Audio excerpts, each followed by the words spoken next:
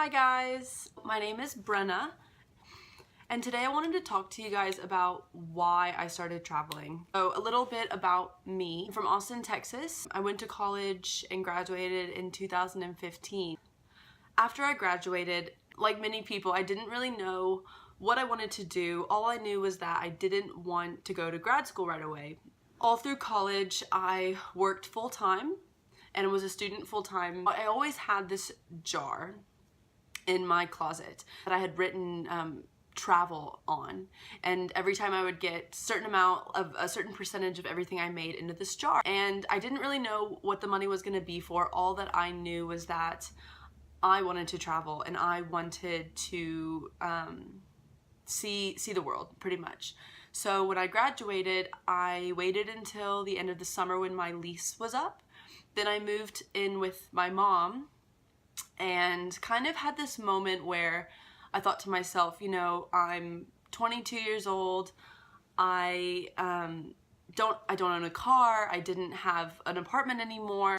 I was free. I had saved a good amount of money from my travel jar that I had made, and I thought to myself, like, what do I want to do? What is the next step for me? And I decided that going through life, it's easy to chase the milestones that are set out for you, that everyone talks about, you know, graduate high school, go to college, go to grad school, get an entry-level job, work your way up, get married, have children, you know, buy a house, all of these milestones which I saw my friends trying to achieve. I didn't want to do that, and I didn't know what I wanted to do instead, but the opportunity to pick anything I wanted was right in front of me, with just the fact that at that time in your life, you're the freest you'll ever be before you make a decision, you know, whether you want to go down the path of more schooling or going into a job or taking a year off. Like, that's the time. And I just decided that I wanted to tick a few boxes. So what I was looking for was, you know, getting out of Austin, seeing some part of the world, and then doing it by myself in order to grow. Everything I'd read online, all the blogs I read talked about solo traveling and about how you find yourself and how it's scary yet super rewarding, and I thought that's what I want to do. It was just a matter of where. Somewhere I know nothing about, and just really test kind of the limits of, you know, myself, being able to comfort myself, being able to do it. And I finally decided Thailand. I'd heard a lot of good things, a lot of blogs talked about it being a very good first backpacking country, and I thought, yep, I don't know anything about Thailand. I didn't even know where on a map it was. I was very ignorant to the whole country and everything about it, and so I decided I wanted to change that, and I was gonna go there by myself. So what I did was I bought a one-way ticket to Thailand, and I booked one night's worth of accommodation, and that was it. I told all my friends and family I was going. I packed all my stuff and put it in storage. I remember my sister crying one night. She was scared for me. In her mind, she imagined me kind of getting dropped off in this, you know, third world country, living in a shack with no electricity, by myself, with no way of contacting any of my family. And to be honest, a lot of people, I think, do have that kind of stigma about traveling, especially somewhere, you know, in Southeast Asia where they have no reference point. And it just fueled my fire because I didn't want to be afraid, and I wanted to prove not only to myself but to all of my friends and family that it was possible to be a solo traveler, especially as a girl. I flew to Thailand, and it was a really long flight, you know, 30 hours of flying, and when I landed, I was so jet lagged that I couldn't, it was nighttime. I just got taken to my hostel, so I spent the first night in Thailand. I was the only person in the hostel I checked into, and I was a little bit like, what am I doing? But the next morning I had my first breakfast, and I sat there and I took this photo of myself that I'll put in so you can see, and in that photo the smile that I have was just of genuine joy. I had no idea where I was staying that night. I had no idea about anything, winging it. I had a backpack and I was just ready to go. The scariest moment of my entire travels happened that day. I Googled another hostel that was popular. I made a reservation and I hailed a cab to take me into the city. It took about 30 to 45 minutes to get to the hostel, and the whole time, this guy could have been taking me anywhere. I had no idea. He didn't speak any English, and I just thought to myself, this is nuts. I am in a foreign country. I am by myself, and I'm just in the back of this local taxi. All of the sights I was seeing was unlike anything I'd ever seen in my life, and I was just losing my mind. And anyway, I get to my first hostel, I check in, I put my stuff down, and then I come into the lobby where there's tons of backpackers sitting, and I just kind of sat there, just not really sure how to introduce myself, you know, if I was gonna, you know, I just dumbfounded a bit. And then this guy and girl came up to me after me sitting there for 5 minutes and said, hey, you know, we're about to go check out some temples. Are you new? Do you want to come? And it was from that point on, I don't think I was ever alone. I mean, whether it was those two or another group of friends, like the nice thing with traveling is everyone's doing the same thing and everyone's there to do it together. So it's a sense of community that I've never had before, where all these backpackers are basically just looking to have a good time and have great experiences and get to know the people who are also out following their dreams and doing the exact same thing. So why I started traveling, like I said earlier, was just to become a little less ignorant about the world, but also because when you're traveling, especially when you're traveling alone, every single decision you make is a reflection of what you want.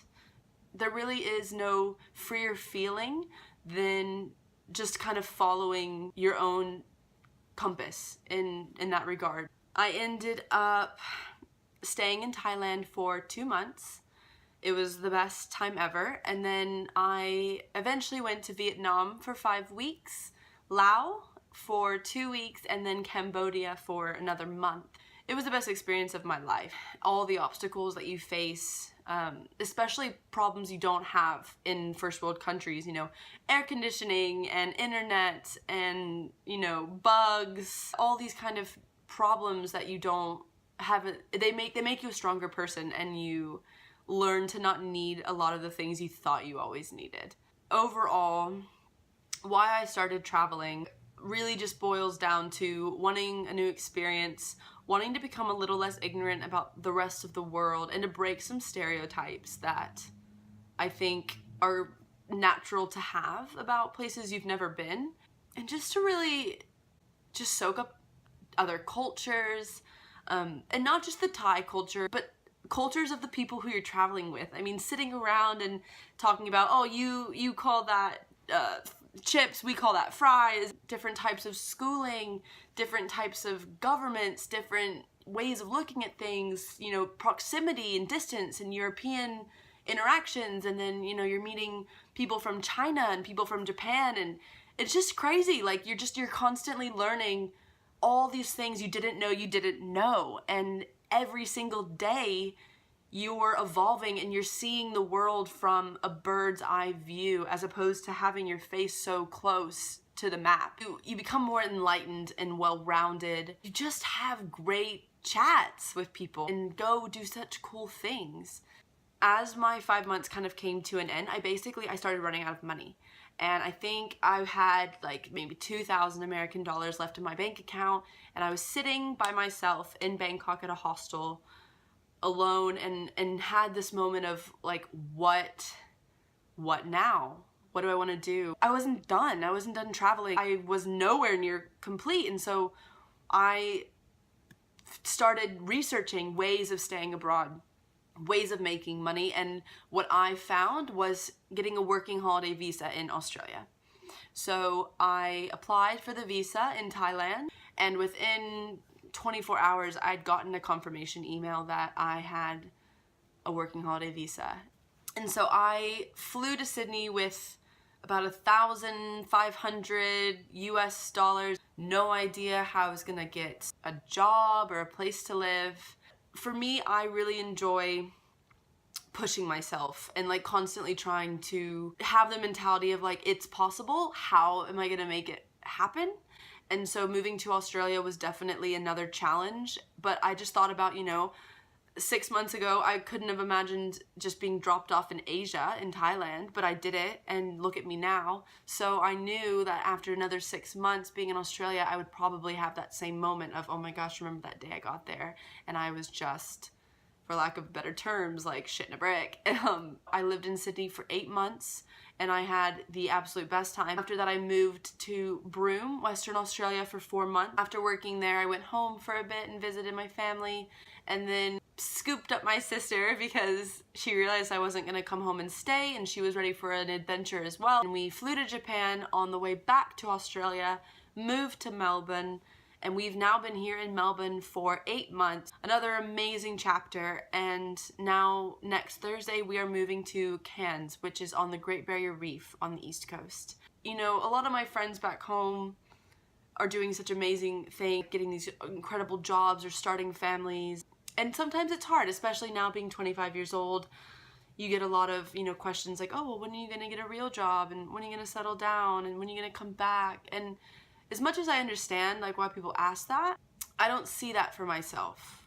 I see where's the next country I'm going to explore, how am I going to make money to make that happen. That's what makes me happy, and that's kind of what I just want to do. And I think later I'll talk in maybe another video about, you know, my thought process behind kind of going against the grain in that regard. But for now, even though this has been a very long video, but for now, I mainly just wanted to put this video out there, why I started traveling and kind of what my journey has looked like up to this point, because I now want to share my experiences. I journal every single day, and I thought, you know, nowadays, like, that's great and like that makes me happy, but with technology, there is an entire world out there that I can share my story with. And even if I can reach one person, and not even with the goal of them coming in and doing the same kind of travel as me, but just to know that whatever you decide to do is okay, even if that doesn't mean following exactly like what everyone else is doing, then I will feel like this video is worth it. And I'm really excited to see what comes next. So please, if you guys are interested, come on this journey with me. It's going to be an epic adventure. Thanks for watching.